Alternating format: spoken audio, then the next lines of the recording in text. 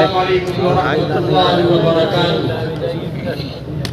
نحمده ونصلي على رسوله الكريم اما بعد فاعوذ بالله من الشیطان الرجیم بسم اللہ الرحمن الرحیم يا أيها الرسول بلغ ما أنزل إليك من ربك فقال النبي صلى الله عليه وسلم بلغوا عني ولو آية أو كما قال عليه الصلاة والسلام معزز سامعین اور حاضرین جلسہ، آج میں آپ حضرات کے سامنے ایک ایسے عنوان پر لفظ کشائی کی جسارت کر رہا ہوں جس عنوان کو اللہ رب العزت نے اپنے تمام انبیاء علیہ السلام کو دے کر اس دنیا میں بھیجا۔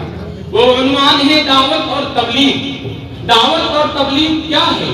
دعوت اور تبلیغ کہتے کس کو ہے؟ معزز سامعین، دعوت اور تبلیغ کہتے ہیں اللہ کے بندوں کو اللہ کی طرف بلانا، ان کو دین کی باتیں بتانا۔ دعوت اور تبلیغ کہتے ہیں ایک رب کے سامنے سجدہ کرنے کا حکم دینا اور غیروں کے سامنے سجدہ کرنے سے منع کرنا۔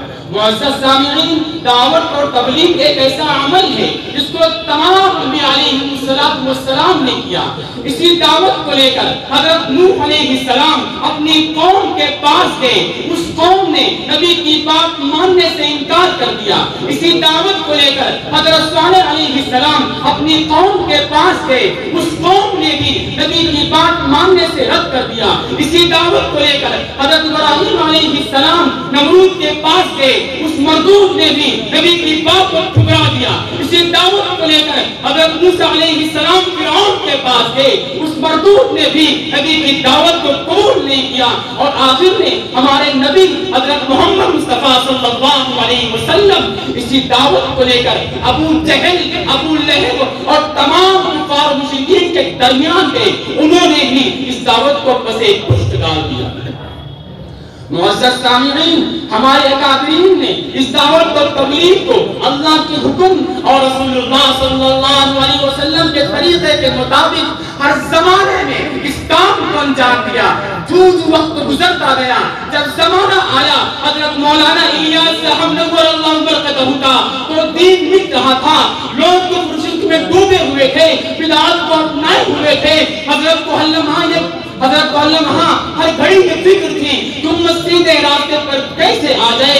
صحیح سے کھانا نہیں کھایا جا رہا تھا، نیند نہیں آ رہی تھی، تو اللہ نے ان کے دل میں یہ بات ڈالی، اے الیاس تم میوات جاؤ، میوات سے دین ختم ہو چکا ہے۔ حضرت میوات آئے، ایک ایک کو دین کی دعوت دینے لگے اور لوگ دین اسلام سے وابستہ ہوتے چلے گئے۔ بہت پریشانیاں جھیلی، مصیبتیں اٹھائی، مگر دین کی دعوت دینے سے پیچھے نہ ہوئے۔ الحمدللہ ثم الحمدللہ، آج میوات ایک ایسا علاقہ بن چکا ہے جس کو پوری دنیا جانتی ہے۔ آج یہاں ہر گاؤں، ہر گھر، ہر محلے میں حافظ قرآن، عالم دین موجود ہیں۔ یہ سب کس کی بدولت ہے؟ دعوت اور تبلیغ کی بدولت ہے۔ آج یہاں ہر چیز کی فراوانی ہے، یہاں اللہ تعالیٰ کی ایسی رحمت ہے کہ جس وقت پوری دنیا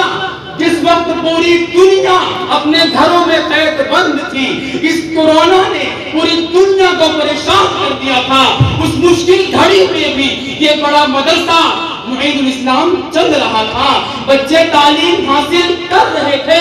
یہ سب کس کی بدولت تھی؟ دعوت اور تبلیغ کی بدولت تھی۔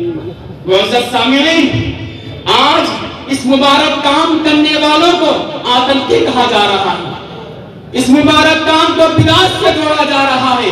آج میں ان لکیر کے فقیروں کو یہ بتا دینا چاہتا ہوں، اگر یہ تبلیغ نہ ہوتی تو آج طالب زمین مبلغ اسلام نہ ہوتے، اگر یہ تبلیغ نہ ہوتی تو یوسف یوحنا محمد یوسف نہ ہوتے، اگر یہ تبلیغ نہ ہوتی تو پاکستان کے کرکٹر سعید انور دین اسلام سے روشناس نہ ہوتے، اگر یہ تبلیغ نہ ہوتی تو جنید جمشید جیسا سنگر عاشق رسول نہ ہوتے، اگر یہ تبلیغ نہ ہوتی تو فلموں میں کام کرنے والی خاتون ثنا خان اپنے ماضی کے گناہوں سے پشیمان ہو کر اللہ کی پیاری بندی نہ ہوتی۔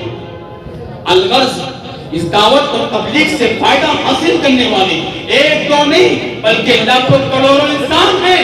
سچے پکے مسلمان بن کر اللہ کے فرما بردار اور عاشق رسول بن گئے۔ میں آخر میں ان تمام لوگوں سے جو دعوت اور تبلیغ پر الزام لگاتے ہیں ان سے یہ کہہ دینا چاہتا ہوں، اپنی زبانوں کو لگام دو اور اسے نازیبہ کلام سے باز آؤ، اللہ کے راستے میں نکل کر اس تبلیغ کی حقیقت کو سمجھو، ورنہ کل قیامت کے دن یہ کام نہیں آئے گا کہ تم سید تھے، نبی کے خاندان سے تھے، تم امام تھے، تم عربی تھے، اس دن یہ سب کام نہیں آئے گا۔ اللہ سے دعا ہے کہ اللہ ہم سب کو تبلیغ کی حقیقت کو سمجھنے اور اس پر عمل کرنے کی توفیق نصیب فرمائے۔